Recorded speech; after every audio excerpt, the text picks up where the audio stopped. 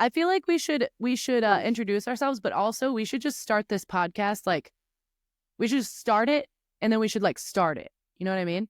We should have like a I'm totally like a beginning clip. I'm All right. down. So let's like officially introduce ourselves. All right, here we go. Hey, Welcome what's back. up?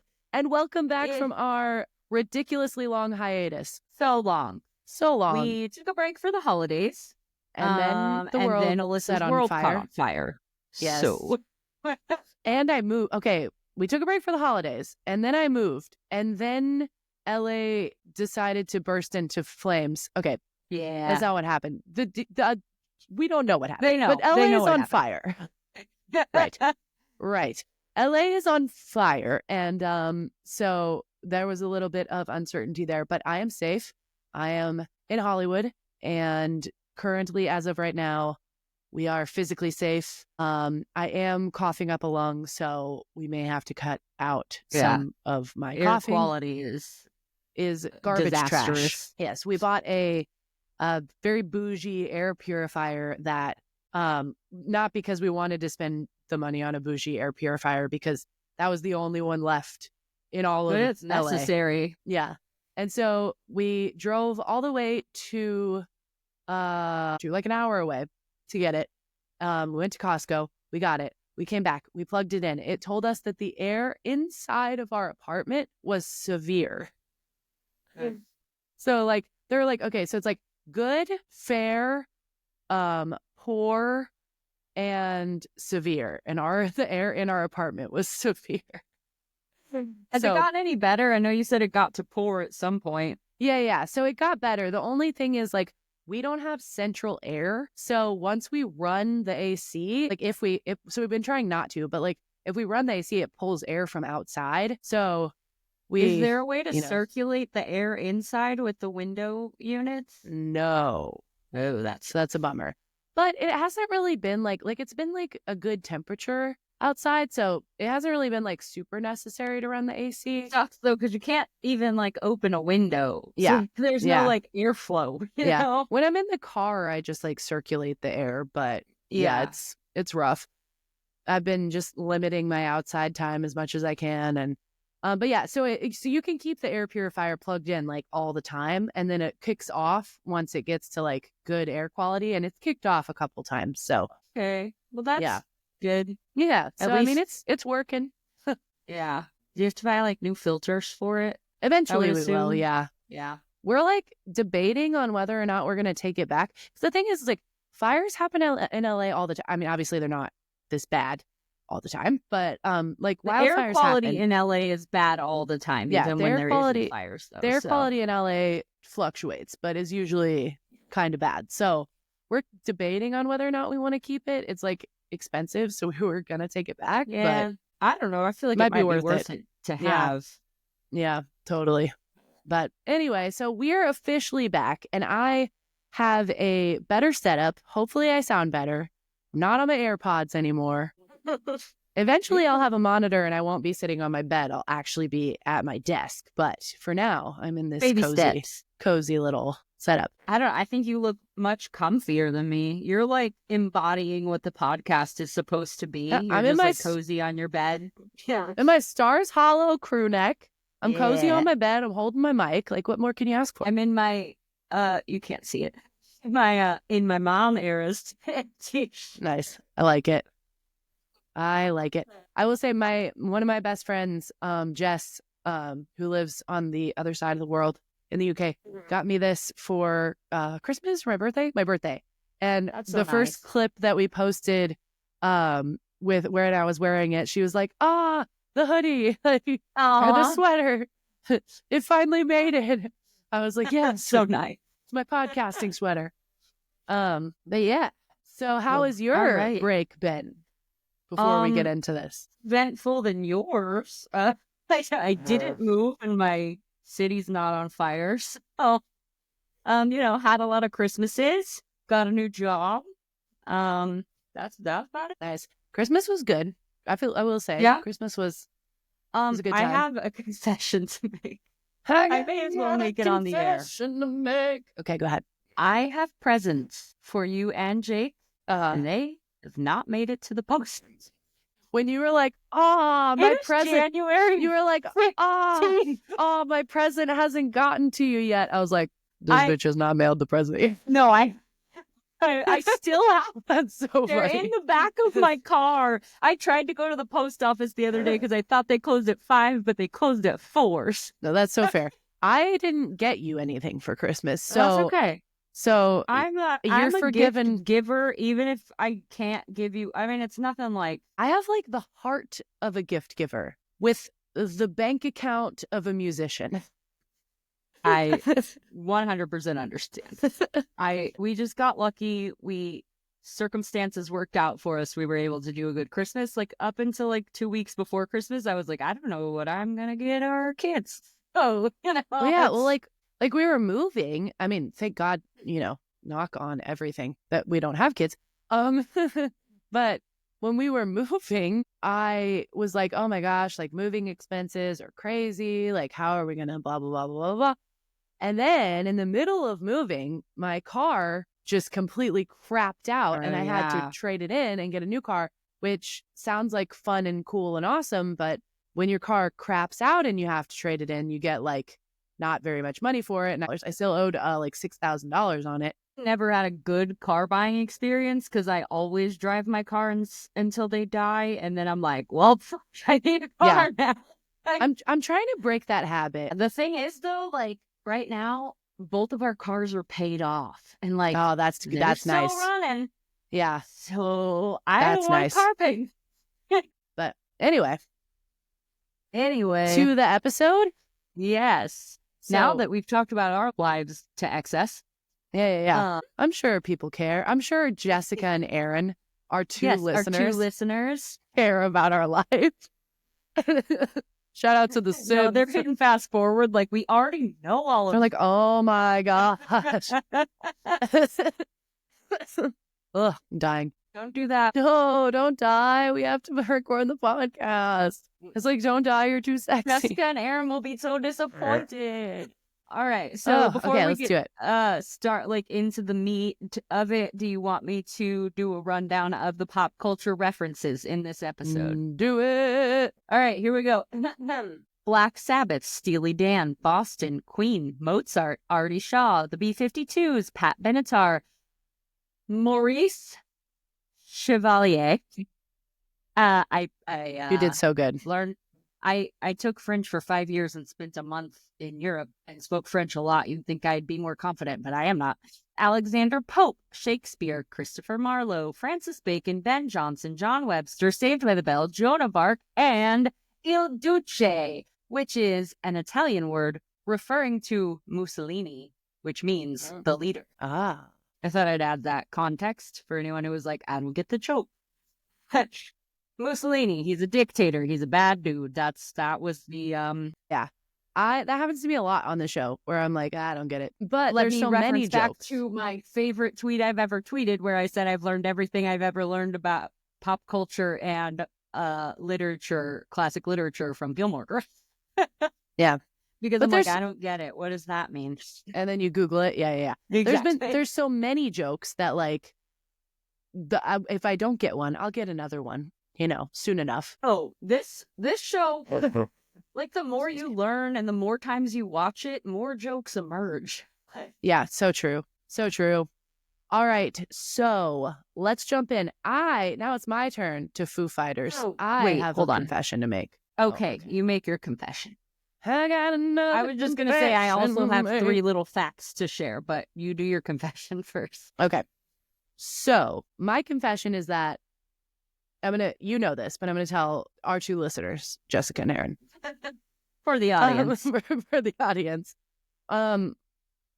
So when we were coming back from our hiatus, I messaged Emily and I was like, hey, Emily, what episode are we on? Because I forgot. And you were like, The Deer Hunters, and episode 4. And I was like, okay. And so I typed in my little note. I was like, season 1, episode 4, The Deer Hunters. And then I went on to Netflix and I looked at the description. And I put the description down in my little notes app. And then somewhere along the line, I clicked on episode 5. And I just started making my notes for episode 5. So then, like 30 minutes ago, I was going to Netflix because I was going to look at the episode before the one that we're doing now. And I was like, the episode before the one that we're doing now is the deer hunters. That's not right. And so I literally just started these notes 30 minutes. Ironically, you texted me before you made this discovery and said, and I quote, I, for once in my life, am ready. I was not ready. That was a lie. That was a big lie. That's okay. We're going to record what we can and pick it up in a couple days before this comes out. We'll get it all together. It's fine. It'll be good. You'll still listen and it'll be great. All right. You won't even notice. Oh, do you want to spit out your facts? Oh, yeah.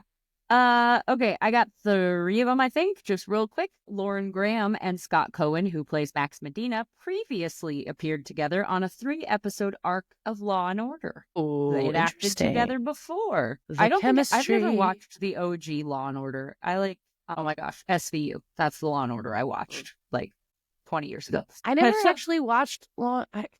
I was never a Law and Order girly. However, I don't like all of the other ones. I liked SVU. I don't know if I liked SVU or if it was just forced upon me. USA played reruns of SVU all day, every day. Yeah. When I was in high school. I feel like I could get into it now. Because now I'm a big Criminal Minds fan and I'm back literally in the rewatching day. Criminal Minds right now. We've been watching sitcoms for 6 months and I was like, I need something different. And it's time. By different, I mean something I've seen 15 times. So here's my thing with Criminal Minds. I love Criminal Minds. I love it too much. If I start Criminal Minds, I will sit there and black out my windows, sit on my couch for 7 hours watching Criminal Minds, researching which stories are true and which ones are fake. Blah, blah, which ones are based off real serial killers. Yeah. Which is how I found out that the most messed up ones usually are. And I got to, I'm forgetting which story it was, but I got to one and it was this really screwed up family and they were serial killers, whatever, blah, blah, blah. Their last name was West. And I was like, that's enough for today. There actually was a serial killing couple. Yeah. That's Rose the one. And girl, I don't remember his name. So it was Steven or something. Yeah. And I was and they were from Texas or something. I don't remember where they live. There's too many murders in my mind. Listen, they killed their babysitters. The ethical nature of consuming true crime is debatable. I'm fascinated by psychology of serial killers. I do listen to a lot of true crime. Rose and something. Their last name is West. They killed a lot of people. It was nasty. Yeah. If you don't like true crime, I'm just gonna need you to click fast forward 3 times. Okay. So these people they murdered babysitters. They would hire people to watch their kids and then they would kill them and then they would bury them under their house. I feel like that's a mix of a few true crime stories. Because that's John Wayne Gacy buried his victims under the house, but they were teenage boys. All right, after this, I'm going to need you to look it up. Okay. We're gonna put a pin in it. Yes. But anyway, I saw my last name and I was it was like Andy finding out thinking he was on The Office, thinking he was related to Michelle Obama, and then finding out that his family owned slaves, and it was it was that where it was I don't want to know this. I'm not responsible for whatever this West did. I wash my hands of this knowledge. I don't know him. We don't play like that around here. We love everyone. We don't murder any babysitters. No, not in my house. I actually am a babysitter. And please don't murder me. I'm a babysitter. I come from a long line of babysitter killers. I actually said that in my interview. I was I come from a long line of babysitter killers. That being said, I am a babysitter. Hire me, please. Thank you. And they did. And they did. What do you know? Okay. Let's jump into this episode. Well, because we've been talking. Oh, you're not even done yet. Oh, that's crazy. Okay, keep going. I told you we were gonna have plenty to record. So true. We haven't done this in months. So yeah, we're just half recording the podcast, half catching up. We did talk for 20 minutes before we even started recording. So, all right. And Liza Wheel. I hope I'm pronouncing her name. I hope I'm pronouncing just blanket disclaimer. I hope I'm pronouncing these next names right. Liza Wheel, aka Paris Geller, and Dakin, Dakin. How would you pronounce that? Dakin? I think Dakin is right. Dakin Matthews, aka Hannon Charleston, also worked together on The West Wing. Oh, who knew? Oh, Charleston was in one of the Chucky movies. I He dies. It was like the weird one where like Andy is in like boarding school and Chucky one of the bad follows ones. him to Not boarding that school. any of them are good. Yeah, no, they're like notoriously bad. I saw this. They're like hate watch movies. Like you watch them because you're like, this is silly. Yeah. I saw this TikTok the other day. I mean, I love movies like that, but I saw this TikTok the other day that was like, it was like the average horror fan. Like, do you want to watch a horror movie with me? And then the person's like, yeah, what's it called? And he's like, oh, and like says some crazy name, and he like Googles it, and he's like, it's got like a 9% on Rotten Tomatoes. And he's like, no, they don't understand art. No, horror movies are notoriously critically demolished. Yeah. Critics do not like horror movies. I feel like if it's a horror movie that's like critically acclaimed, I'm like, it's not good. It's probably not good. It's probably bad. It's probably bad. Yeah. It's probably like a good movie, but a bad but it's not movie. Not the kind of horror we're looking for. Right. No, I want to leave the theater being like, what did I just watch? I don't get it. I want to be scared. I still haven't seen Long Legs. I need to watch it. to see it. I but know. Okay, it's a lot of like. Here's my thing. We're being real spooky in today's podcast. This is not a spooky episode. What are we doing? I don't know. We're it's not a spooky time of the year. It's not. We're just spooky. Listen, two spooky bitches. Yeah. Well, I'm not gonna lie to you. I was trying to wait until it was free. That's so fair. That's so fair. I think you can rent it for like $4, so I'll probably do that at some point. Yep. I loved it. Anyway, I'm gonna get to my third and final fact. Yes, do it. Sorry. This one's not that exciting. Isn't not that any of them were. This is the first episode not to feature Miss Patty or Emily and Richard Gilmore. No. We're missing some key players this episode. All of my sources will be in the show notes. All right. Are we ready to jump into the very brief notes that I have? I am so ready. Okay. Season 1, Episode 4, The Deer Hunters. Synopsis. After Rory receives a bad grade on an English paper, Lorelai helps her cram for a big Shakespeare exam. But catastrophe strikes on test day. Dun dun dun. We open to Rory and Lorelai walking to shop for school supplies. Lorelai is teasing Rory, and Rory says she'll do the shopping later, without Lorelai. Lorelai says, come on, get that list of yours, as they walk inside. Wait, is this supposed to be Dosie's? Or are they at some other, like, random store? I thought that initially, too. But then I was like, they have an awful lot of office supplies. But then would they have an office supplies store in Stars Hollow? Yeah. Like, are they in Hartford? But it looks like Stars Hollow. So it's it Stars really Hollow make for sense. sure. Maybe it's Dosie's. She does pick up school supplies at Dosie's sometimes. Maybe they have like one aisle, like half an aisle. Half an aisle of school supplies. It's like going to like CVS for like pens. Yeah. It's like you get pens, you get notebook paper. Yeah. And that's it. That's basically it. So as they walk inside, Rory starts reading off the list of school supplies, and Lorelai starts questioning why she needs 3 highlighters. She says, that's a very random number. To which Rory says, one dries up, one gets lost, I have one left. My brain works like Rory's this. side. 3's not a random number. That's a normal amount of highlighters to buy. Yeah. I don't understand the confusion. I would argue that 3 highlighters is not enough. You're right. I need 1 yellow, 1 orange, 1 pink, 1 blue, 1 green. Yes. That's 5. Yes. I'm with you there. Because different colors mean different things. Yeah. This is like important. Don't forget. This is like reread it at some point. There's a, I use the different highlighters. It's like the Michael Scott like email thing where he's like urgent immediately. Urgent.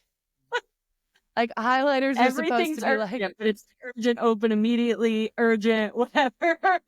If it's urgent 1 star, you can like not look at it probably all day. Like urgent 4-star means open immediately. Urgent 3 means Lorelai continues to tease her and then grabs the purple legal pads.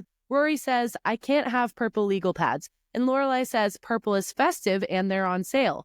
Rory explains that she's going to a serious school now, and Lorelai says, paper's paper, to which Rory replies, not at Chilton.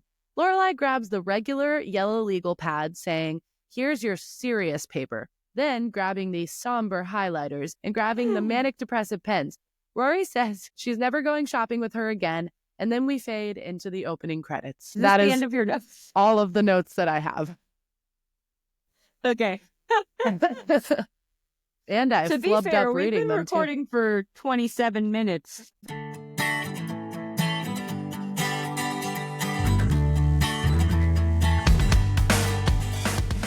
Hey, welcome back. Or if you're just welcome back, they're in the middle of the they're in the middle of the podcast.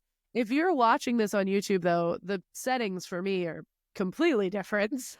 Yeah, Alyssa's got her full setup now. I have my full setup. I have a monitor, which my amazing, wonderful boyfriend got for me. I put this wallpaper up all by myself, and it's so proud of you. Over a lamp, and it's great. Thank you. I'm still in a closet. Nothing's changed for me. My clothes changed. I mean, it would probably sound better if I were in a closet, but I'm not. I don't know. It's really echoey in here. I need to put something somewhere. Maybe you should get some Amazon. Maybe I should get some wallpaper.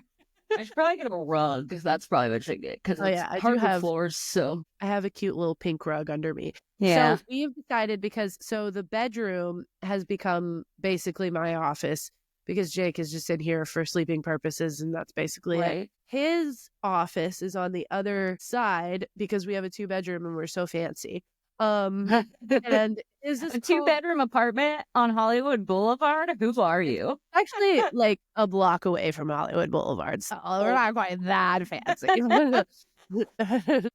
And my address is no, just kidding. So he is so hilarious. He named his office the Brig. So and we fully obviously use, Mr. Bonesteel, Mr. Pirate Captain Bonesteel, Captain of the Brig. So he and we fully adopted it. Like we'll be like, oh, I think it's in the Brig, which I have a love-hate relationship with it. Mine, I've just started calling The Office, which sounds boring, but it's like The Office, Well, I have a little, so on the show The Office, where they back out and it's that little thing that says The Office and it has a little picture. I have that placard on the outside of my outfit. I like that. Yeah. Well, I was debating between The Office and like the Barbie Dream Office or something like that, but that's too your Mojo Dojo Casa House. My Mojo Dojo Casa House. Wait, I think I'm changing the name actually. That's a lot to say though. If you're like, I think my charger's in the Mojo Dojo Casa House. Oh my god. Yeah, you're right. It's got to be shorter than that. Up with something. It's fine. All right. I think we left off right after the cold open. Nice. So we can jump back in. Oh, I should say story time. So my boyfriend, the one I've been talking about, recently was going through some stuff, and so he used to work for a movie theater in Westwood that did like premieres and stuff all the time. So he would like sit people, and we talked about how he like sat Allison Hannigan and all that stuff. Yes. And people would always leave their tickets behind for things. And he found, because they did the premiere of A Year in the Life, and he found the ticket from A Year in the Life. Cool. I know, isn't it so cool? It says, yeah, he was like, you should talk about it on the podcast. I don't remember who he sat. He was like, I didn't know anything about the show. I sat somebody, but could have been any number of people. But yeah, who knows? So it says Gilmore Girls, A Year in the Life, says only at the Black and White and Red Theater, which is the theater from Gilmore Girls. And then, so it has the address of the street address of the Westwood Theater, but then it says Stars Hollow, Connecticut. Oh, I love that. We need to post that. Yeah, I'll take a socials. picture of it. I'm like, you can't really see it that well, but I'll take a picture. Well, whoever he sat in row F, seat 7. Oh, another cool thing, which is insane. Almost forgot to mention this. Guess what day it premiered? Your birthday. My birthday, November 18th. Awesome. Isn't that insane? Taking a wild guess. Yeah, the premiere was in Westwood. on my birthday. Awesome. Yeah. I do remember, I was very excited for Year in the Life, so it all dropped on Netflix at once, right? And I was prepared. It was a Saturday. I was off work. I set an alarm. I got up early. I made myself a cup of coffee, got cozy on the couch, and then you were like, proceeded to be royally disappointed. You were like, I'm sorry. Lorelai Gilmore would not be watching the Kardashians. Yeah. No, You would Lorelai hate them. Gilmore would hate the Kardashians. Absolutely. In my opinion. I think you're right. I feel like Lorelai Gilmore would be like, he would make fun of them. He would make fun of them. Honestly, though, she might hate watch the Kardashians. Yeah, it might be like an ironic thing. Right. I could see that being a thing. Yeah. But anyway, so I'm not making that up. I literally set an alarm that day, got up, I made myself like a homemade cappuccino, got all set up on the couch, and watched Year, and like I binged it that Saturday, and it was I wasn't happy. This is that. I was like, this is what everybody's been hyping up. Yeah, there's so much I don't like about it, but I thought that was insane. Like, he found that, and I was like, oh my God. I was like, oh my God, this is so cool. And he's like, you can talk about it on the podcast. And then I turned it over and I was like, it premiered on my birthday.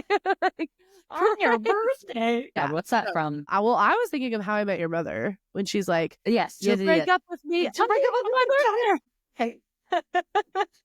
Yes. Yes. Okay. I just rewatched that also. Yeah, we're definitely doing that next. That's got to happen next. We're gonna have similarly like 3-hour-long episodes for a half-hour show instead.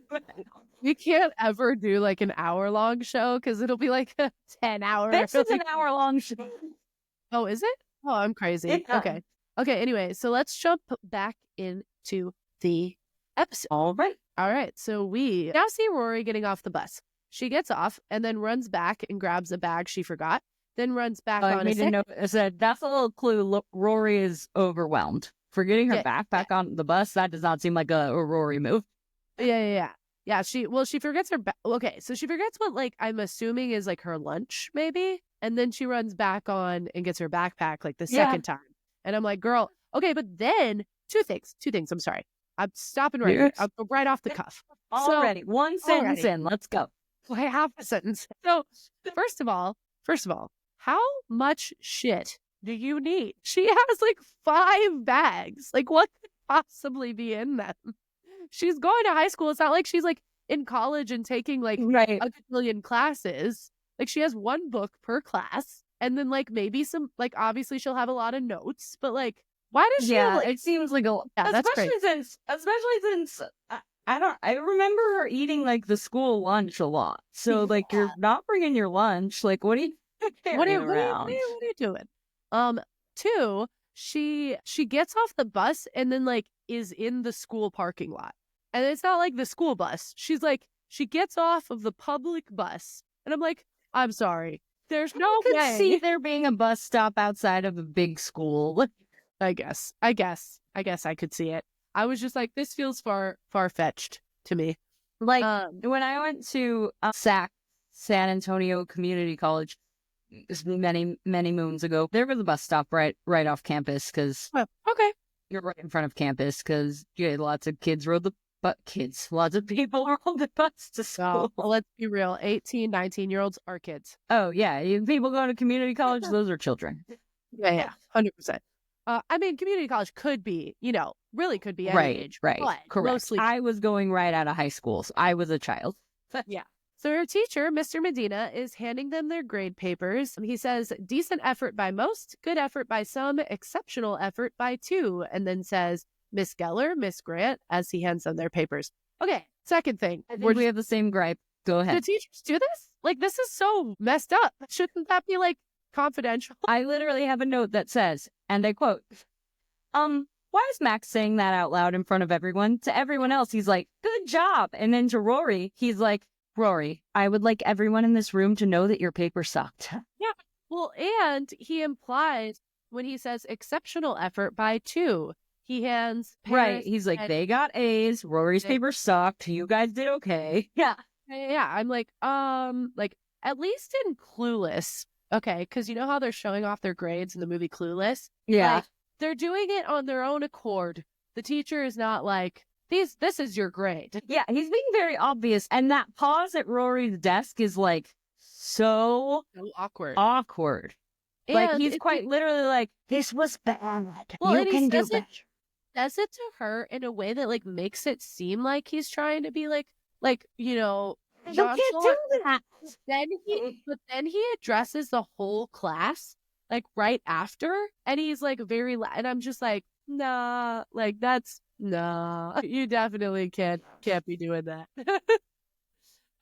Okay, so he hands Rory her paper and says, take these home, learn from your mistakes. He then addresses all of the class in saying, look at the large red circles as a reminder that to err is human. And here at Chilton, we try to beat that humanity right out of you, which is very funny. Also insane. Like, it's another one also of those, sad. Like, yeah, sad. And sad. Yeah, it's another one of those, like failure is part of life, but not part of Chilton. Like, you're insane. He then starts talking about the Shakespeare test on Friday. He says it's multiple choice and it'll count for 20% of their grade that semester.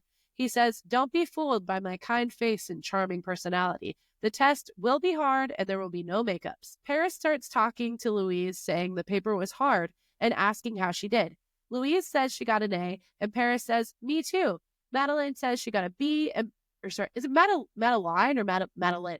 Madeline? Do they go back and forth? Madeline and Louise. I think they land on Madeline and Louise. Madeline. And Paris says that's respectable. And then says a D, however, turning to Rory. Her and Louise mock Rory all the way out the hall, saying a D is a cry for help or a job application at McDonald's, which was so rude. Like, not only to Rory, but also to McDonald's employees. They're just trying to have a job, man.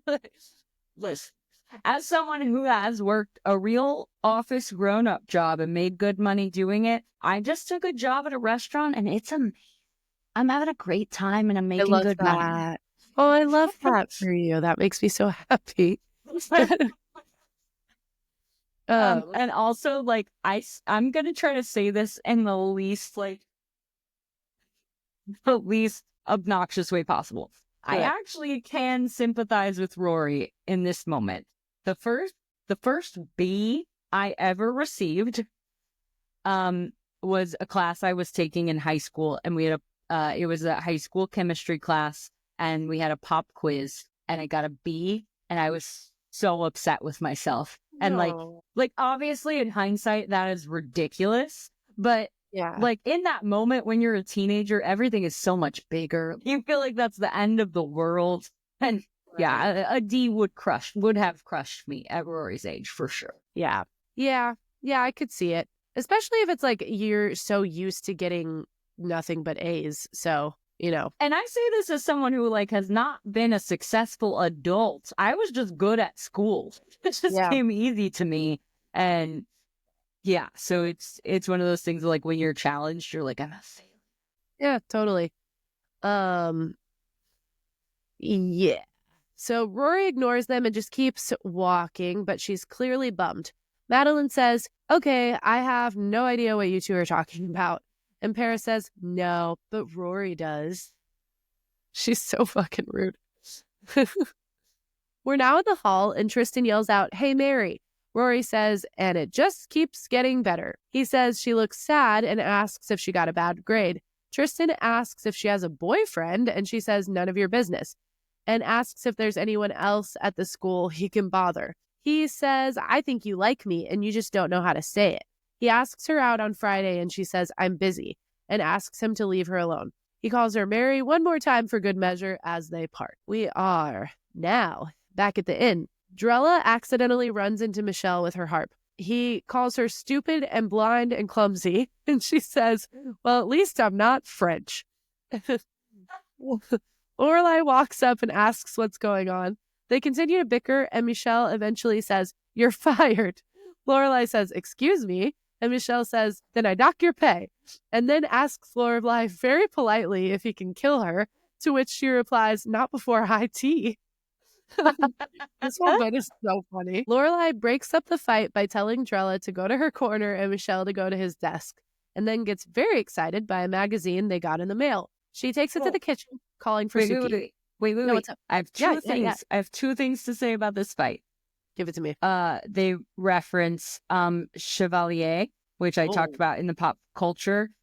Maurice Chevalier was a French singer and actor. The word chevalier means a knight or a chivalrous man. So she was sarcastically saying, like, you're a gentleman. And then I love the line where she says something about, I bet Versace, or only if Versace makes a pacifier. Yeah, no, I loved that too. Yeah, it was super. And then I was thinking about it, and I was like, one, I bet Versace does make a pacifier because my bougie ass 11-year-old has Versace glasses. That's amazing. I love that she has Versace glasses. No.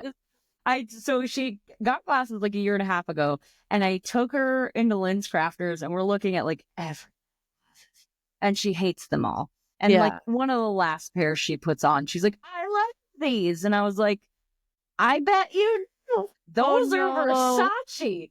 They cost me $700 after insurance, but she wears them and she likes them, and it was worth it for her to like actually wear the glasses that she needs. Totally. Yeah, that's like she has a medical need for her glasses, so it was like, okay, if she's gonna have to wear them every day, I'm gonna buy what she wants. But I make fun of her. I'm like, you're so fucking bougie. You're so designer designer glasses. That's amazing. Well, I'm sorry you had to spend that amount of money, but I appreciate that. I am glad that she has glasses that she likes. There's like all this is making me think of, okay, this is like a whole tangent. I'm super into the show House right now. Like I watched it like a little bit when it was on TV, but not in, like I wasn't really into it. But I just restarted it, and I'm like so into the show right now. It's fascinating. It's so good. And House is funny. Hugh Laurie is hilarious. Yeah, he's super good. Also crazy that he's not like he's faking an accent the whole time. Wild. Insane. Yeah. Truly wild. Yeah, when you hear him talk, you're like, wait, what? Yeah, well, like when he's on that episode of Friends, I was like, oh, okay, so that's like a fake accent. And I was like, oh no, he's British. He's literally British. Wait a minute. Wait a minute. Something's wrong. But no, so this episode that I just saw, there was a line where, God, I'm forgetting the doctor's name, like his friend or whatever. That's like one of the main doctors. Yeah, Wilson. There's a line where like they're interviewing someone, and this girl like walks out, and he's like, oh, like I'm not hiring her. I don't like her shoes. And he's like, what do you have against her shoes? They're Prada. And then House goes, you wouldn't know Prada if it stepped on your scrotum. And I was like, that's the best line I've ever heard. My whole life. That's why he didn't like her shoes. I get it. No, actually, he didn't like her shoes because it's a whole underlying reason because he misses the okay. But he said he didn't I don't like remember this episode at all. But he said he didn't like her shoes because they were too fancy and uncomfortable, and she's obviously very vain, and he didn't want to work with someone who would be willing to be uncomfortable. Sacrifice their job for their appearance. Hey, if we're doing this when we're 40, maybe we'll cover House. Yeah, maybe. Once we get through this, How I Met Your Mother, and those like 10 and all those other shows that we have on the list. Where were we? Oh, so she takes so she gets the magazine and she takes it into the kitchen, calling for Suki. Just then, Rory walks in looking very defeated. Lorelai says, "Behold, in theaters now, the thing that reads a lot." And Rory just says chocolate, which is so relatable. I'm not a chocolate fan. No, yeah. For me, it would be like coffee. I'm more like buffalo wings. Oh, yeah. Or something savory. I'm like really craving popcorn right now. So I got home today and I was like, popcorn. So I don't know. Anyway. So yeah, we bought a air popper recently. So we've been like, and then I bought like all the seasonings, like all the different ones. So we have like white cheddar, nacho, ranch, like all the different seasonings for the air popper. So good. It's been fun. And Savannah loves it. She loves to watch the popcorn. Well, that's crazy because Adelaide is super into popcorn right now. Yeah. Like we'll just do like microwave popcorn, but she's like she's so into it. Like one, it's delicious, but two, she's like, she watches it and she's like, you hear that? Listen, you hear that? It's very cute. That's cute.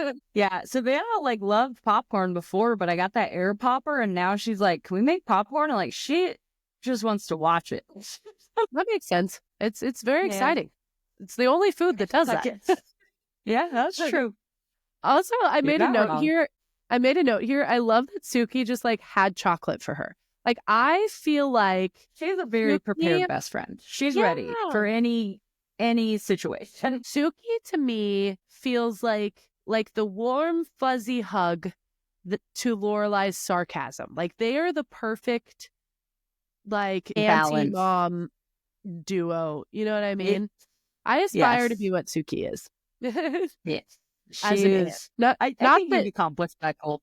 not that you're like I do think I'm like more sarcastic and like I like to think I'm funnier, but I don't think I'm as warm and fuzzy as Suki. You're like, listen, you're fine and all, but I'm like way funnier. Like, let me I'm be like honest. I carry this podcast. I'm like funnier. No, not not funnier than you. God damn it. No, it's funny. It's true. Funnier than Suki. Oh my God. God, I'm sorry. I thought you were comparing us to Lorelai and Suki. I thought you were saying you were the Lorelai and I am the story. No, I mean initially okay. I was, but I'm comparing myself to Suki now. Oh, That's sorry. so funny. Lorelai and Suki are looking very intensely through this magazine, and Rory says, "Geez, who's naked?" Which is super funny. Super funny. And I also made a note that says, I'm going to miss Chilton Rory. Every time she does something funny, I'm like, oh, you're leaving soon. Lorelai says, Lucian Mills, food critic. And Rory says, yeah, how's his butt? Lorelai says, no, he was supposed to review the restaurant. And then she finds it. Suki is freaking out about the review and asks if she should cry. Lorelai reads the raving review about her heavenly food, which ended with, though the risotto was perfectly fine, it was a simple handkerchief pasta with brown sage and butter sauce that sent me through the roof. Lorelai is super stoked and says she's going to have it framed for the dining room. Suki, kind of bummed, says, yeah, that'd be swell, then asks to see it again. Lorelai says they should celebrate and go out on the town. Rory says she has to study, and Suki says she has to start on a shopping list. Lorelai starts giving a speech about throwing caution to the wind, and then in the middle of it says, oh, shoot, the linen delivery. Rory says, you go, girl. I am Lorelai. Lorelai is me. I'm responsible. Yeah, I was like, yeah, let's go out. Let's do it. It's going to be great. I got stuff to do. I got like stuff to do. What's with throwing caution to the wind? We're now back at the house, and Rory is trying to study while Lorelai is bugging her. I love Lorelai's commentary while watching the news. I have a note that just says Lorelai's summary of the news is pretty accurate, to be honest. It's so good. My favorite is liposuction kills, stay fat. She then says she wants to get ice cream and that she's bored. Rory says she's studying and she can't take a break right now, and then says, Lorelai, go to your room. Lorelai says, smart girls are mean. Rory says, if you let me study now, I'll play with you this weekend. Yeah, I get the joke. I know this is all played as a joke. I get the joke, but this is weird. This is the definition of parentification of a child. Oh yeah, it's real bad. And like also like whenever it gets into later, like she's like how she's like, oh, I had no idea you were so stressed and like blah blah blah, all this stuff. Like she's literally showing her that like she's literally like, look around. I have to study. Pick right up on now. some context clues. Like she's not acting like herself. She's super stressed. She's pouring herself into school. Like as a mother, you should be like, hey, what's going on? Yeah, 100%. Or like, do you need me to help you study? Like, do you like? I don't know. It's just she's Lorelai's being a lot. This is an example of early Lorelai and not the Lorelai we come to know and love later. Yeah, so true. It's like they flip flop. Like Rory's great right now. She's gonna become bad. And vice versa. That's true. Rory's walking up to Lane's house. She starts playing Marco Polo to find Lane in her very crowded antique shop house. She pulls out her ginormous notebook and says, I don't think Shakespeare knew himself this well. Just then, Mrs. Kim sells the table that they're using and tells them to move, which I thought was super funny. Tiny tidbit here. I just have a little note that says, when Rory and Lane are looking for each other and they say Marco Polo, and then later in the series, Zach brings up that they name their twins Marco and Polo. Rory says she misses Stars Hollow and that Chilton is hard. Mrs. Kim asks about the chocolate bar that Rory gave to Lane, and Rory says it's hers. Mrs. Kim says, That is chocolate-covered death. And Rory says, with a creamy caramel surprise. So super good. funny. I love that Rory just does not give a fuck. Yeah. She's just like, Mrs. Kim hates me. It's fine. Like, It's fine. I made my I'm peace gonna with take the fall because she hates me and she needs to love her daughters. Yeah. She doesn't trust unmarried women. Also, Kim's Antiques becomes much less crowded future. Like, I feel like she sold a lot of furniture on this day because later it's not like this. Well, she is having a sale. Yes, she is. Lane says, I hate sales. Lane tells Rory that the new kid asks about her today, but she told him that Rory was just too smart for them and she had to go to the genius school. She said he really liked that. I guess he's into brainy chicks. Lane is super funny. Ugh, love Lane. Yeah. Like TV show funny, yes, but like just as like a friend. Like she's a best friend I would want to have, you know? For sure. Yes. Yeah, she's like great. Supportive in a silly way and like, yeah. She'd be a great friend. I'm just going to say this, and I'm just going to keep saying this throughout the whole series, and I mean it with my whole heart. That, but also justice for Lane. Justice for Lane. She didn't want kids. So much better. She didn't want kids, and I don't think ever wants kids. Like literally up until she has the kids, she's like, this sucks. There's literally a whole episode where she's like, this sucks. And I don't want to do this. Yeah. And then she gets to go watch Zach live her dream. Live her dreams, literally. Yeah. I don't know. It pisses me off that they wrote. I mean, okay. I know that's how life happens sometimes, you know, but like. I get it. But yeah, I think she needed a better ending. And yeah. Even if they didn't give her a better ending in Gilmore Girls, I know we keep talking about it. We keep saying we're not going to talk about it, but they should have given her a better ending in A Year of the Life. She was like a washed up wannabe musician with two kids running around that she hates. Like, come on.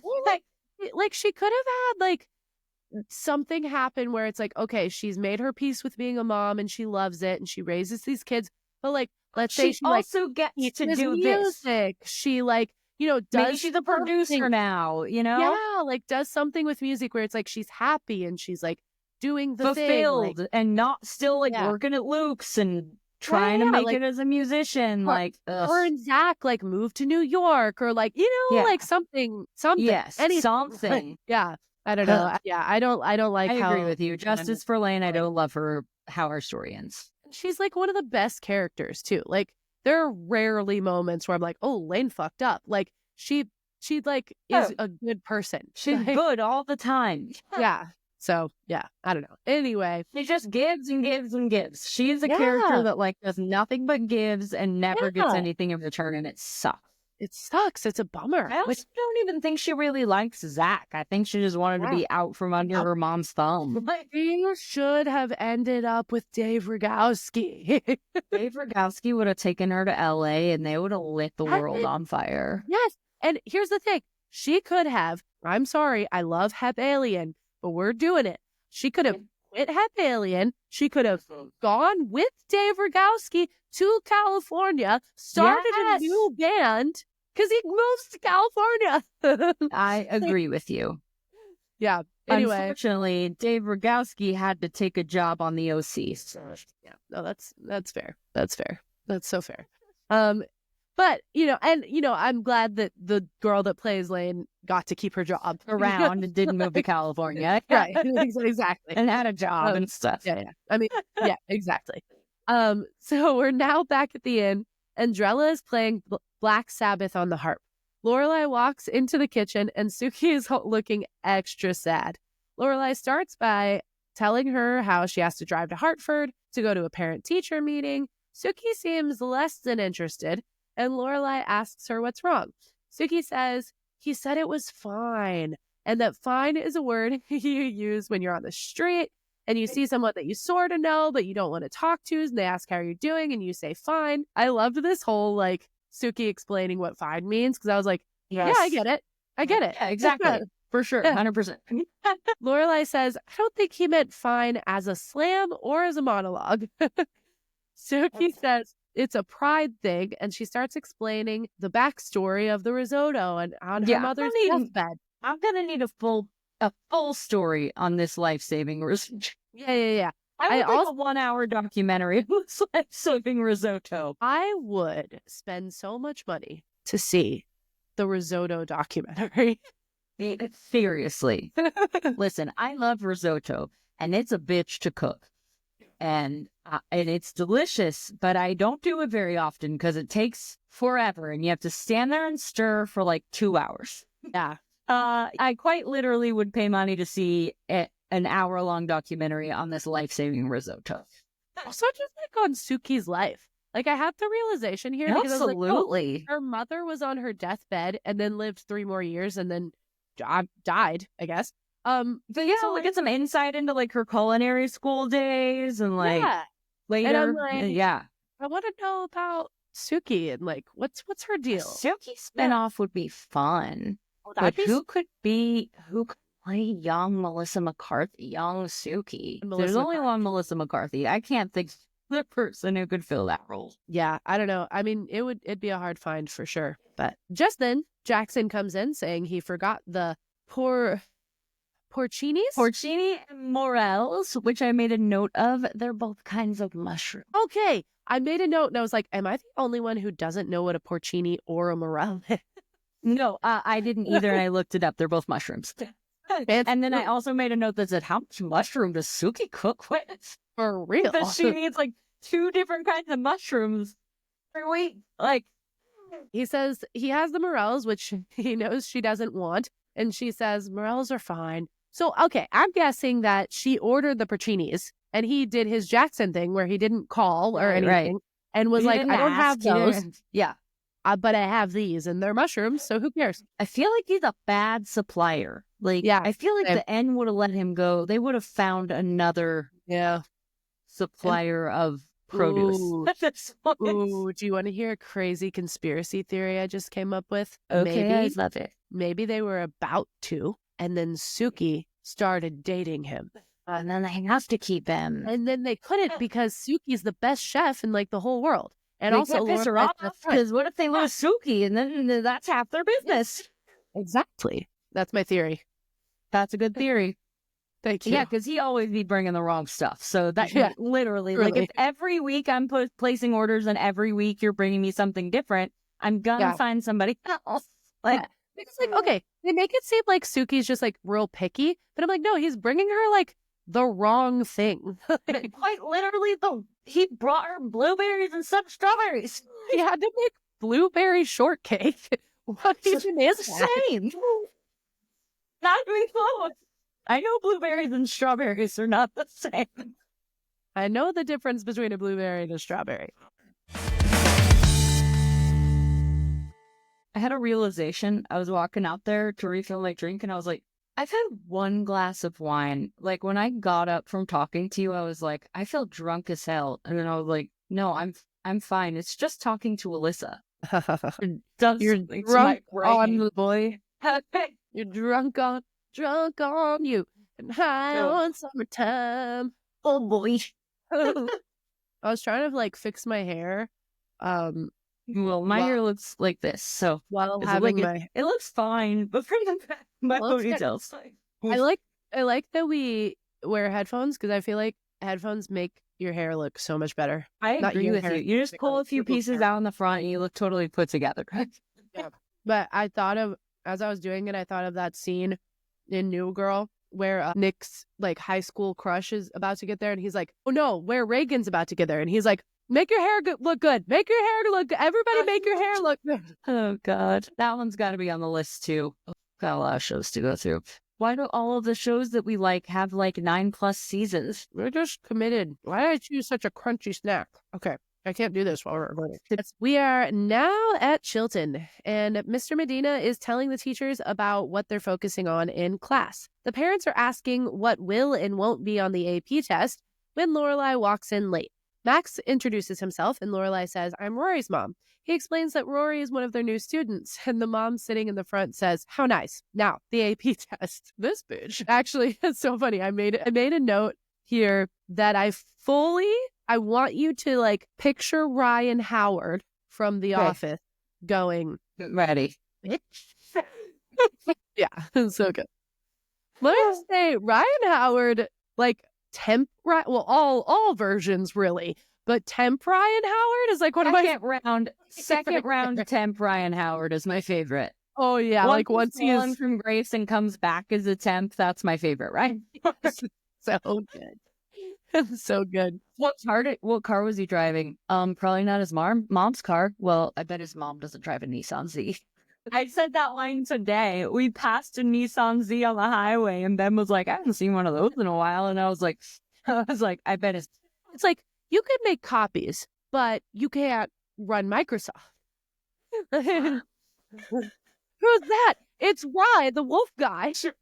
Raining condoms. Raining condoms. Oh, I love when he does like all the talking heads, and he's like, I don't know, just use whichever one's good. Earth. You don't have to be crazy to live here, but it helps. Oh my God. Wait, my favorite Ryan quote of all time is when he's like, I'm going to do it. And he's like, okay. And then he goes, if I flake, I flake. Me, literally every day. I'm like, I'm going to do it. If I flake, I flake. It reminds me of the Michael quote when he's like, I wouldn't miss it for the world. But if something else comes up, I definitely would not go. That show so much. We rewatched it a couple months ago, and it had been a while, like a year or so since I watched it. And I was cracking up. I was like, this show is so, like, I know, not underrated, like a lot of people are discovering it now and Ignition, but like, oh, it's so funny. Well, I've been watching the Superfan episodes. Like, they've been putting out some new ones since I watched it last. And oh my God, can you imagine being the editor and having to decide what to keep and what to get rid of? Because it's all gold. The most insane thing that they cut that I feel like would have been one of those, like, oh, this is like the quote of the show. Okay. Yeah. When Dwight goes up to Angela at dinner party and says, open-toed shoes. When did you become a whore? Yes. When did you become a whore? I watched it with the deleted scenes and I was like, why did they put that? Like, that would be like the most gif of all time. Oh, it's so good. Open-toed shoes. Like, I truly can't imagine being the person to make those decisions because I'd be like, nah, it's all staying out. Well, let me just segue because obviously we need to get back into it. But this next line that I'm about to talk about, I think is my new favorite Lorelai line. Okay. Like, I'm going to take it and apply it to my life. Okay. So Lorelai goes to the back and gets some coffee. She takes a sip and then says, Jesus, Mary, Joseph, and the camel. I like the and the camel. Lots of people say Jesus, Mary, Joseph. But and the camel is a new one for me. Jesus, Mary, Joseph, and the camel. This is my new favorite thing. They all look her direction, and she says, really bad coffee, and then goes, so this AP test, what are we going to do about it? Max says that the next test is scheduled for next month, and Lorelai asks if parents can come, which all the other parents are really weirded out by. Lorelai says she just wants to see all the excitement, to which one of the dads responds, it's a test. What's exciting about a test? Lorelai asks if he plays golf. He says yes, and she goes, you explain yours, I'll explain mine, which is very funny. I got questions, too. You have questions? Oh, yeah, yes. The golf. Yeah. The golf, yes. Yeah, it's a good walk spoiled. Listen, I've been. The most exciting thing on the golf course is, like, the alcohol. Drinking beer. Like, it's literally, yeah, I don't get it. Okay, you know that sound on TikTok that was like, I don't think I like the thing. The whatever it is. I think it's and then I really think I'm starting to like the So this girl made one and she was like, I don't think I like the golf course. And then she's like drinking, has a beer in one hand, and she's like swerving the golf cart, and then she goes, I really think I'm starting to like the golf course. Oh no, I would just, like, Ben would drive. Like, I just in the passenger seat of the golf course. He'd play a full round of golf. I'm just drinking beer the whole time. It was great. I love it. Also, I need you to know that I also got one because I saw your wine and I was like, that looks amazing. So I'm sorry for being a bad influence. No, you're not a bad influence. I think I was just like, I'm gonna have a glass or two of wine while we're recording. I'm gonna it's become like an association thing. Like, I start this podcast and I'm like, I'm sorry. No, it's not a bad thing. No. It's not a bad thing. I think it makes us more funny. Well, it makes us something. It's us Just something, that's for sure. We're definitely doing something. One of the moms very rudely whispers, "Must be a scholarship student." And Lorelai says, "Excuse me." Yeah, that's nuts. Yeah, she's crazy. Like, obviously, people are going to gossip. That happens. But just say it right to her face. Yeah, pretty bonkers. All Max right. calls for a break. He asks Lorelai if she was going to hit her, and she says she had some good verbal comebacks ready. He introduces himself and apologizes for the behavior of some of the guests tonight and says it's a tense time. Lorelai says the SAT season, and then he says the waking hour, which I thought was super funny. Yeah. He says Rory's a sweet girl and asks Lorelai how she's liking Chilton. She says it's an adjustment and then explains the Harvard goals. Max says he hopes Rory isn't too upset about her paper and explains that she got a D.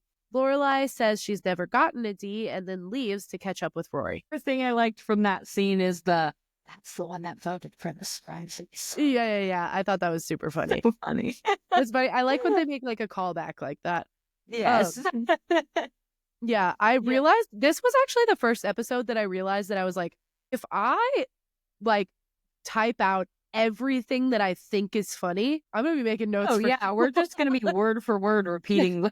So weirdly, I've become like the editors of The Office, where I'm like, you're cutting out from my notes. Trimming the fat. Yeah, but definitely, if you think something's funny, bring it up. That's good. But it's that's my job. My job is to interrupt you. Yes, you are the professional interrupter. Listen, that will go on your resume. And I interrupt Alyssa. That's my job. I make TikToks and I watch TV for a living. Yeah, you make a lot of notes. You do the hard work. Let's be honest. Yeah, I keep saying for a living. I'm manifesting it. Amen. Amen, sister. Rory is at the diner studying. She throws a pencil and then Luke brings over a pie. He says violent pencil tossing usually signals a need for pie. She asks, which is super cute. She asks what he would have done if she'd thrown a pen, and he says he would have brought her a trout, which is so funny. I love when he's like, I don't make the rules. I do also like this is our first real look at Luke being a parental figure to Rory. He can see she's struggling. He's taking care of her in the only way he can. It's very sweet. Which is through food. I love that. I need somebody who takes care of me through food.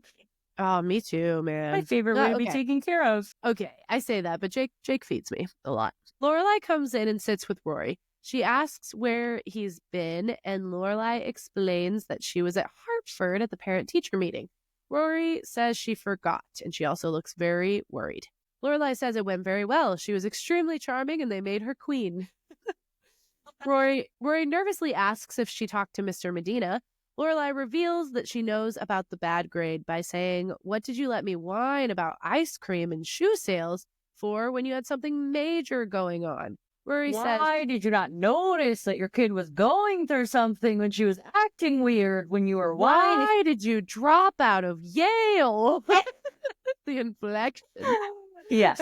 Rory says she couldn't tell her because it was too humiliating. And Lorelai says, "Oh, honey, you once told me that you love Saved by the Bell," which is super funny. Fuck you, Lorelai. Saved by the Bell is great. That is a super funny line. It is fun. Also, Lorelai's icy blue eyeshadow. Yeah, you want to talk about humiliating. Oh, my God. So literally. So Harper had to dress up as her favorite decade at school a few months ago. So here's what we did.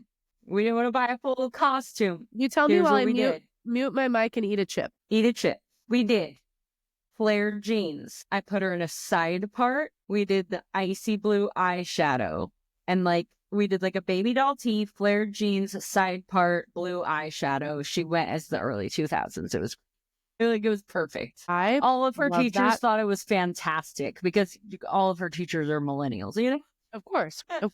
I love that so much, and I really hope that you took pictures. I did, yeah. I think I have some pictures. I can find them. I'll send them to you. Lorelai says a D is one grade, and she'll catch up and do better. She says if there's one thing she gave her, it's her stubbornness. They argue back and forth for a minute about whether or not she's stubborn, and then Lorelai says she'll help her, which is obviously a joke because she is stubborn. She asks Rory what's next, and Rory says she has a test on Friday on Shakespeare. Rory asks if she really thinks she can do it, and Lorelai says, "I'll bet you $1." Rory says, $1, that's all my future is worth. And Lorelai says, well, you did get a D. Did get a G. Just super So funny. good. Now we're back at Chilton. Paris is quoting Shakespeare. Well, what I'm assuming is Shakespeare. I don't really know. It is. Okay. But why is Paris like a horror movie villain in this scene? Like, That's so weird. it's so It's weird. creepy. It is like no kid does this. Like this is not No. like not even No, if you're like a competitive kid. literally, Like this is quite literally like straight out of a horror movie. Like I would not be surprised if Paris Geller murdered like 14 kids after this scene. This is a Truly. horror movie scene. This is a slasher movie scene. yeah.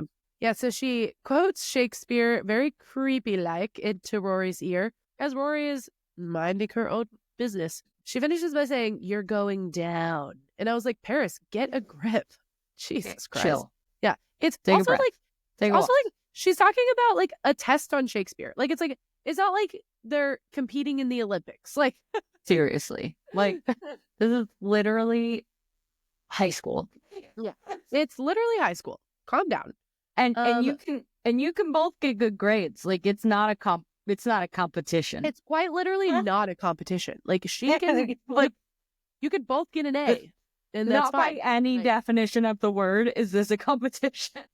Her getting a bad grade doesn't affect your grade at Doesn't all. help. So we're now back at the inn, and Suki is shoving spoonfuls of risotto into Lorelai's mouth. Lorelai asks, "What's with all the risotto? You're going theme now, like the Scotch tape store?" Suki says she's made which also, what? I want to go to the Scotch tape store. Yeah, I feel like I've I need never to do heard some of it. research on the Scotch tape store because I love Scotch tape. So I have questions. I have never heard of this store before. I've heard of the Container Store, but not the Scotch tape I've heard of the Container store. I've heard of the Funko's Pop store. I've heard used of to the live Lego right store. above it. I've heard of like there are a lot of stores that are specific to things, but no, never the Scotch tape store. Now that I don't live there anymore, I can say this. I used to live right above the Funko store, so much so to the point that we had a leak in our shower, and they had to come Did you fix it ruin because some Funkos? it was leaking into the Funko store. But yes, I don't live there anymore, so don't harass the people.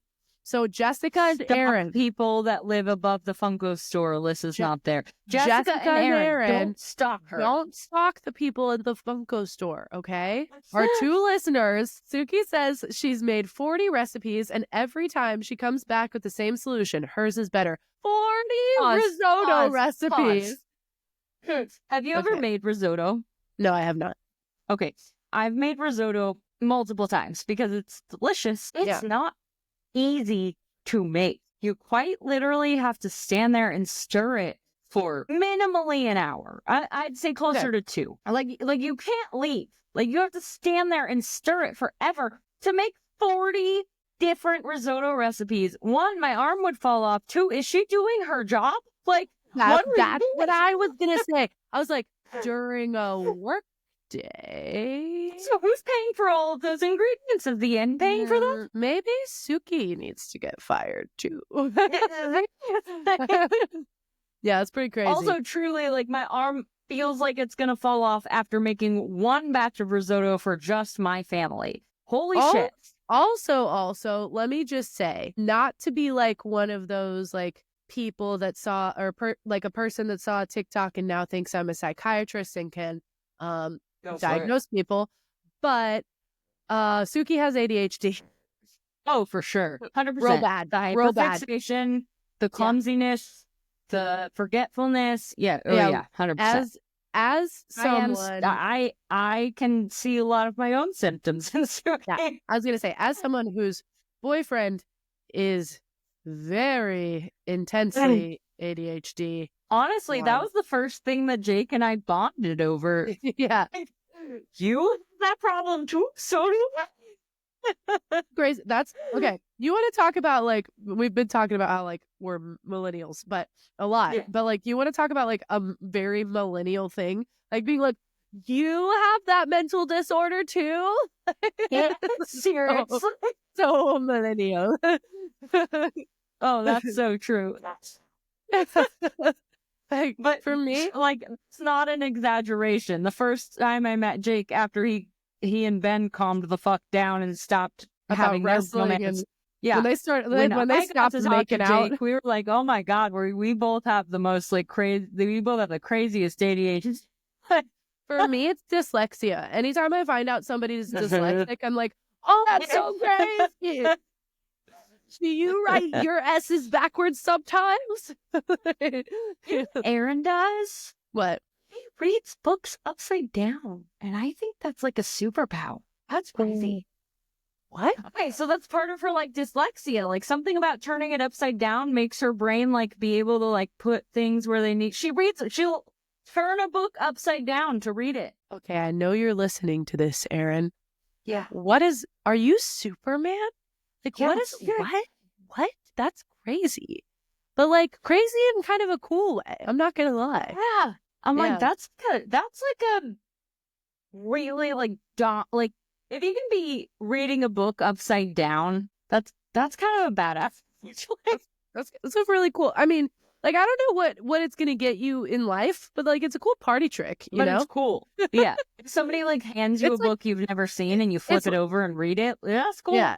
It's like me being able to like touch my tongue to my nose. Like I'm not gonna be able to like get a job with that skill, but like, you know, it's cool. Yeah, Harper can do that too, and she's really proud of it, and she does it all the time. And I'm like, Harper, chill. Yeah, I used to be really proud of it too. I'd be like, "You want to see something crazy?" Yeah, and I'm like, Harper, please, please stop licking your boogers. Thank you. Side note, I'll say this, and then we can move on. Erin is so incredibly talented; she can do literally anything, and yeah. Also, so is she's Jessica. awesome. Crazy that they both are. Crazy that she's in Florida right now. And she's in Orlando. She got a call back at Universal, which is amazing. So cool. And I was talking to Jake about it, and I was like, "This is gonna be so good for her. She's gonna love it." Oh, I feel like I just feel it in my heart. She's gonna love it. Oh, I'm so excited. So does she. So does she. She was looking at jobs in LA too, and she was like, "Something's telling me that not to do it," and I was like, "Well, then don't do it." And then she got this call for Orlando, and I was like, "Yeah." It. Anywho's it. Jessica's great. Aaron's great. We love them. We love our two listeners, and we are continuing. Then a waiter walks up to her, and she starts questioning him about waiting on Lucian Mills.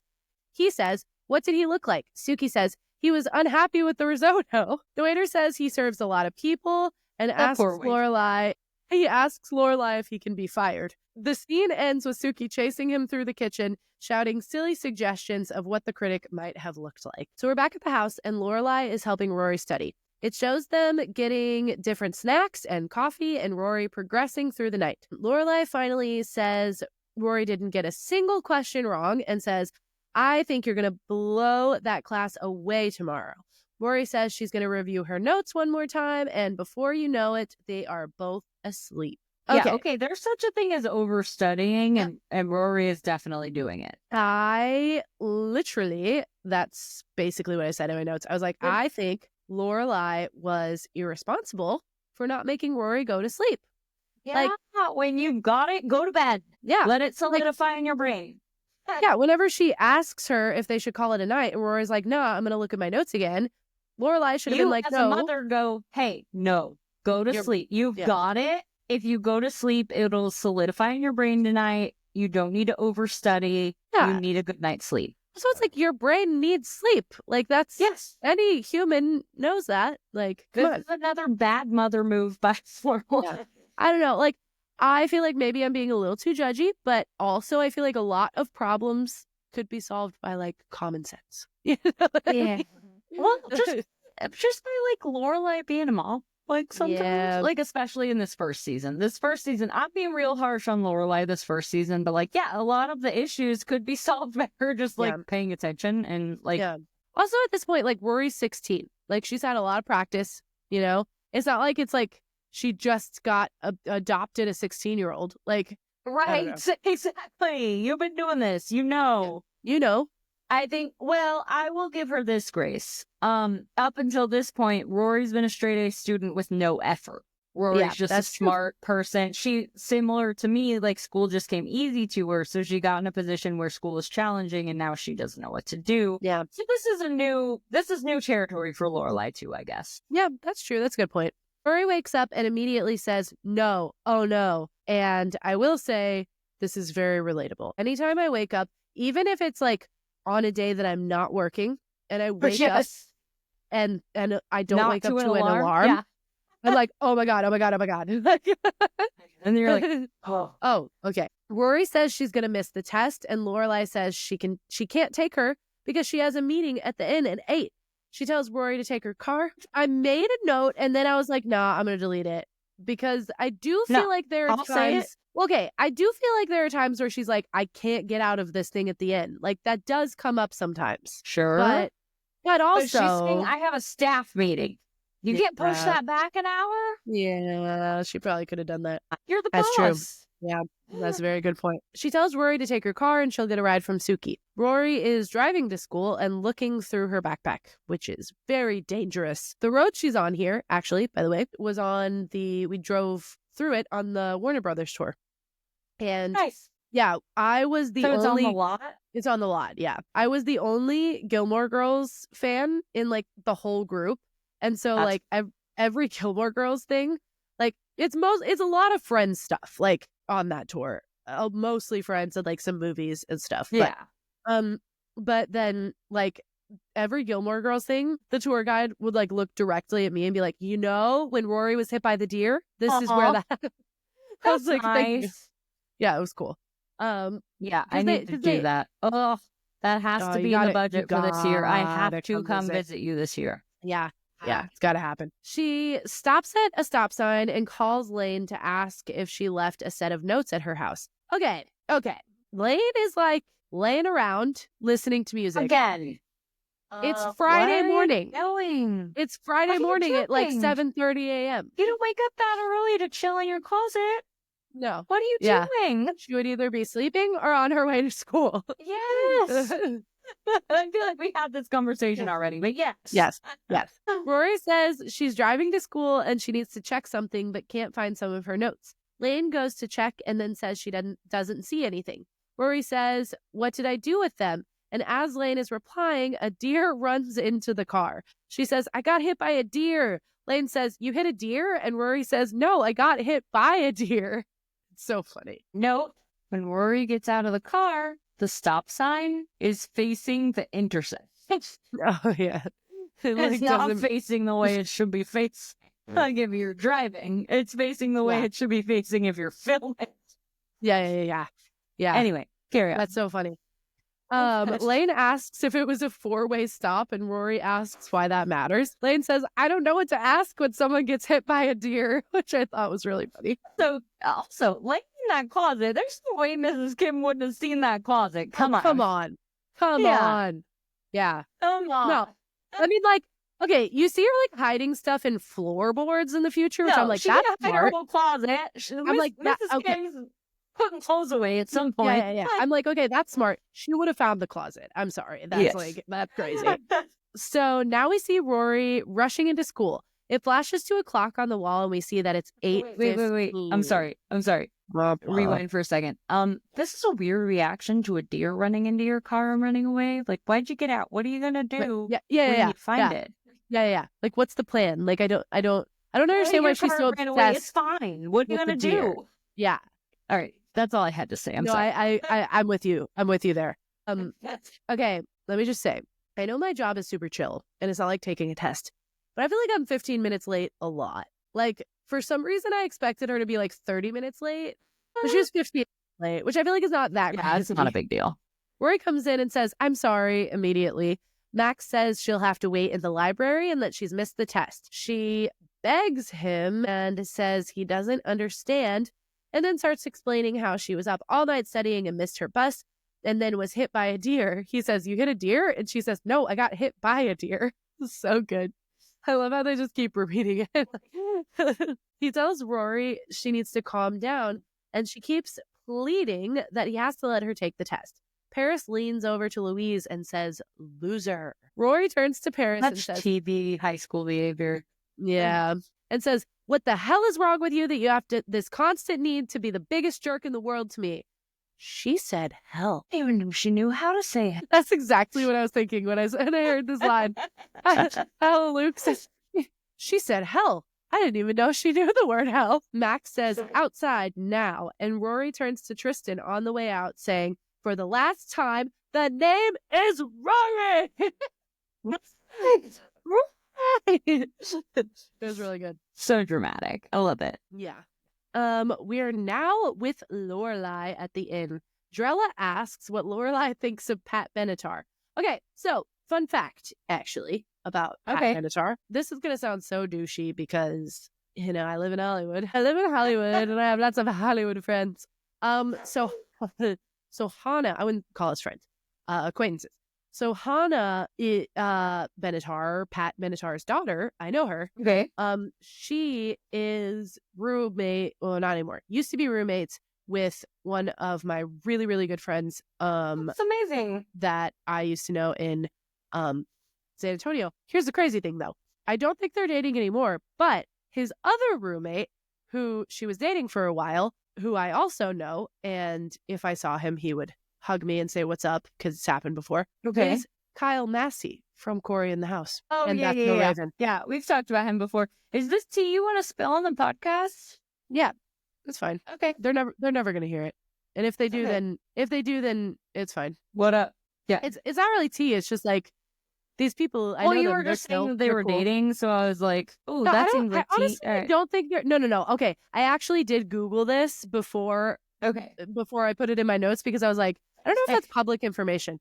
But it is. Okay. And I don't know if they're dating anymore, but they, at least at the time, they were. But yeah, they're super cool people. And I just thought that was interesting.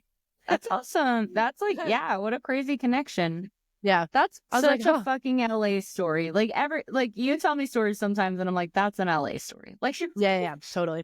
Well, it's also just like you don't want to be like weird around people, so like the first time I met him, I like did not say anything about like I still to this day like I haven't said anything about like, but I'm like, it's so crazy. We used to watch like Corey That's So Raven. I'm like, so how often do you talk to Raven Simone these days? Hey, oh my god, I have like a really weird fact. Oh, say it. I need to hear it. Okay, so like a very small percentage of people can do this with their tongue. Okay, why are we doing it's this me? now?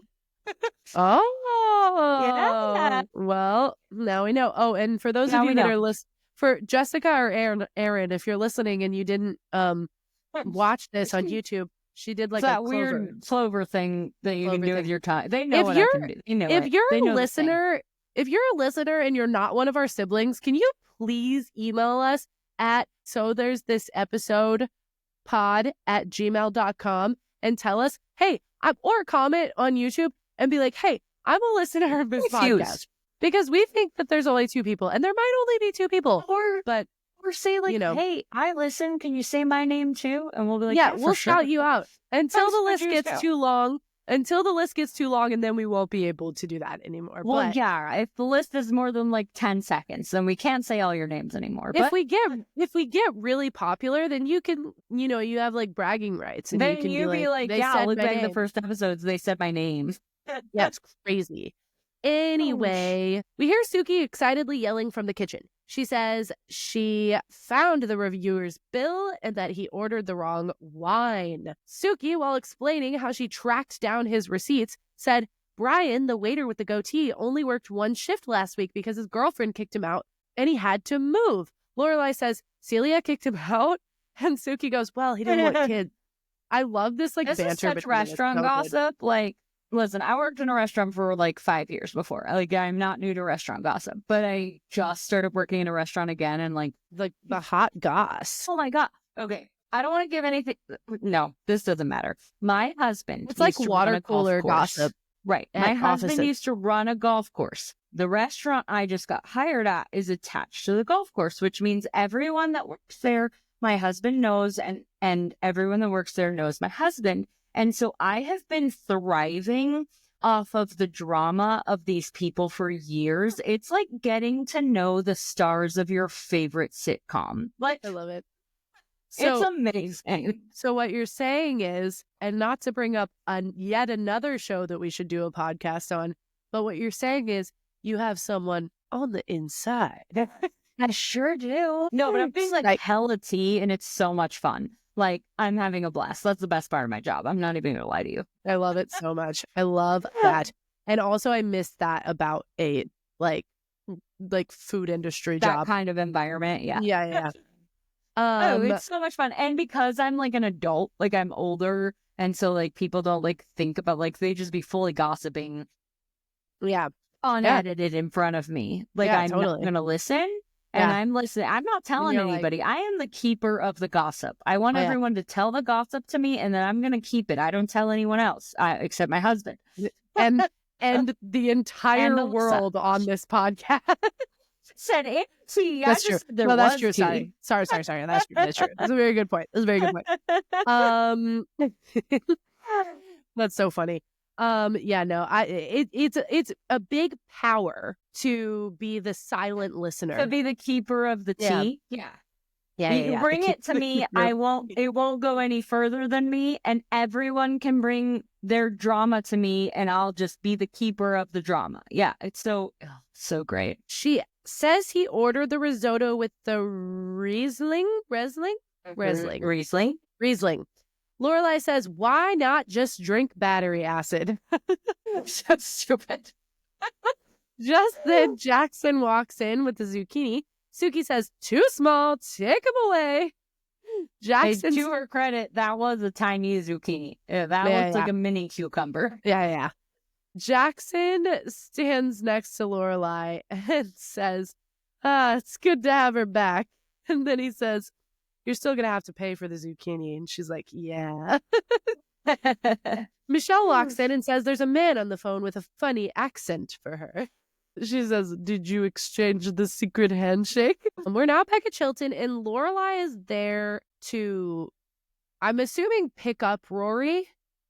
I guess. Yeah, I guess she got sent home because she threw a fit. I don't know. Yeah, I'm like, doesn't she still have like a full school day? Yeah. Anyway. I don't know. There, Rory's got her car. Yep. I mean, Suki would have had to take her there, I guess. I guess so. Or she took a taxi. I don't know. Because Uber didn't exist. Kirk invents it in a year in the life. Rory got sent home, why didn't she just go home? Is it on the actual show, or is it a year in the life where he makes Uber? That's a year in the life. Okay, I actually liked that. She asks what happened, and Rory says, I got hit by a deer, and then I was late, and they wouldn't let me take the test. Lorelai says she's going to handle it and storms into the headmaster's office, where Headmaster Charleston and Max Medina are waiting. Lorelai starts explaining that Rory was late because of circumstances beyond her control, and that Rory is never late. Headmaster Charleston starts listing off other excuses like, my dog ate my homework, my computer crashed. Lorelai says she's not making excuses. The headmaster says rules are rules. When you're late, you forfeit the right to take the test. Max says he wishes there was something he could do, and Lorelai says there is. He could let her take the test. He says, all right, hold on. Because through this, she keeps saying, like, she was studying her ass off, so she overslept. And I'm like, dude, just stick with the I hit a deer story. Like, that's much better than the I woke up late story. Like, I'm just confused as to why you wouldn't, like, she hit a fucking deer on the way to school. You're going to penalize her because she hit a deer? That's what I would lean into. Yeah, that's fair. Because it's also like you had all week to study. Like, why were you up cramming for the test? Like, I would just be like, if I was Rory's mom, I would be like, dude, she hit a deer on the way to school. Like, why are you penalizing her for something that was outside of her control? Come look at my car. She hit a deer. You know? Yeah. And Rory does say, you don't believe me? I have antler prints on my mother's stuff. Yeah.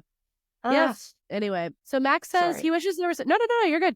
You are the professional interrupter.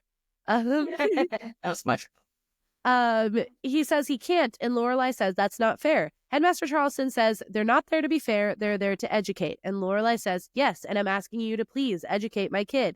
And the headmaster... So what's Lorelai there? Yeah. Do it then. Yeah. I mean, that's... Yeah, no, I agree. And the headmaster says that they will when she's on time.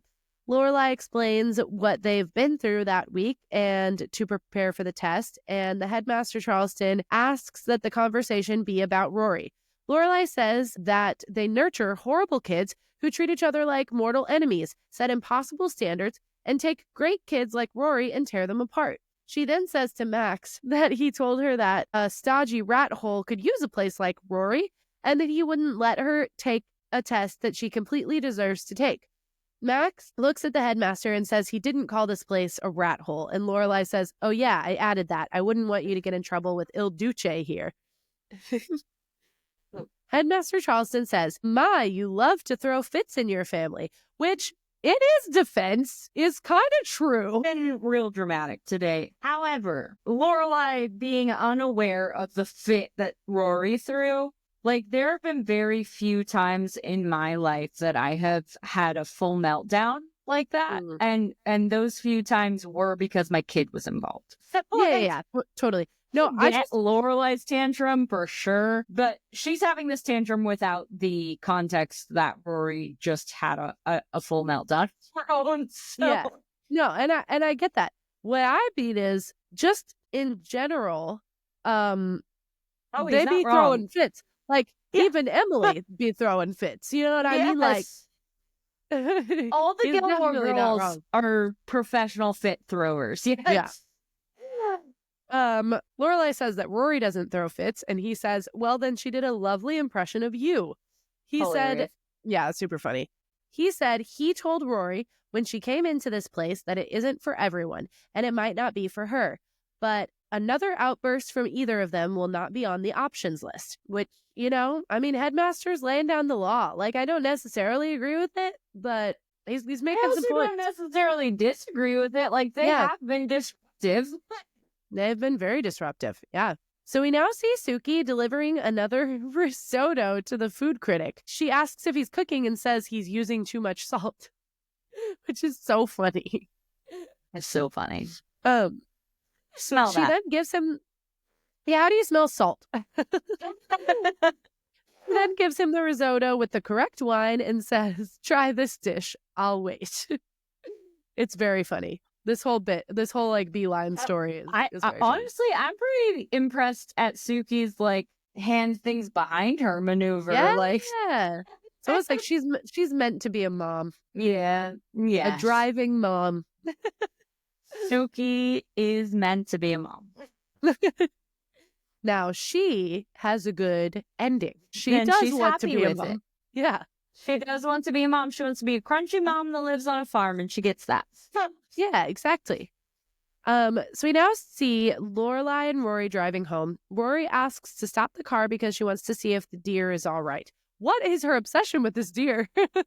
I don't that deer was fine. It's fine. It walked away.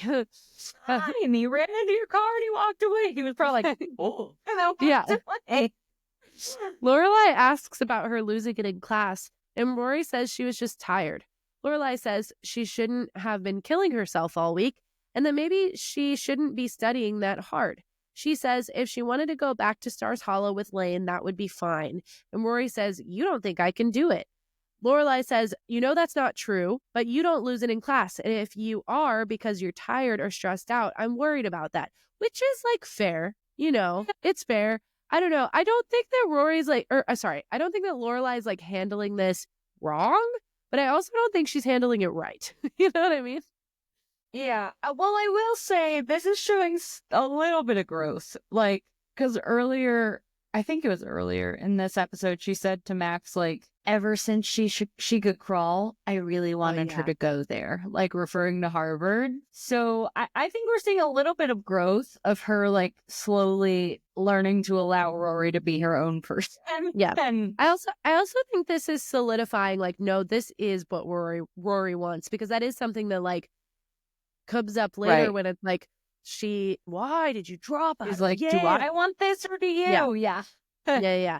And it's like, no, you do want this. You're just like, you're questioning it. But like here, it's like Lorelai's questioning it, where she's like, all right, do you want this? Because I've been using Harvard. I've been pushing you and you're struggling. So is this something you want, or do you want to go back? Yeah. Yeah. Which is fair. I do think she should. She shouldn't. I do think she Well, I shouldn't. think she should have recognized it earlier. But Yeah. Recognize it earlier, and I don't think she should have phrased it like, if you want to go back to your cushy school, Stars Hollow, that's okay. You can do that. Yes. Yeah. The way she phrased it was like, do you want to fail? Like, do you want to give up? Yeah. Yeah. I don't like that. Yeah. Yeah. I mean, I get that. Yeah. I will say, like, season 1 Lorelai, though, this is the beginning of, like, her growth of, like, hey, Rory's her own person. She needs to make her own decisions. Agreed. Lorelai asks if Rory is working toward Harvard because she wants to or because Lorelai wants her to. Rory says she knows she wants to go to Harvard, and Lorelai says she wants her to be dancing through the woods crazy happy, which is a line I think about all the time, by the way. Like, I'm like, that is so beautiful. Sweet. I love that. Yeah. And if Harvard and Chilton aren't going to do that, then forget about them. Rory says Harvard is her dream and she's not ready to give up on Chilton just yet. We're now back at the house and Lorelai says that they need to change because they're going to Luke's. Which is the best way to handle a bad day. They get a call that goes to voicemail and it's Max Medina.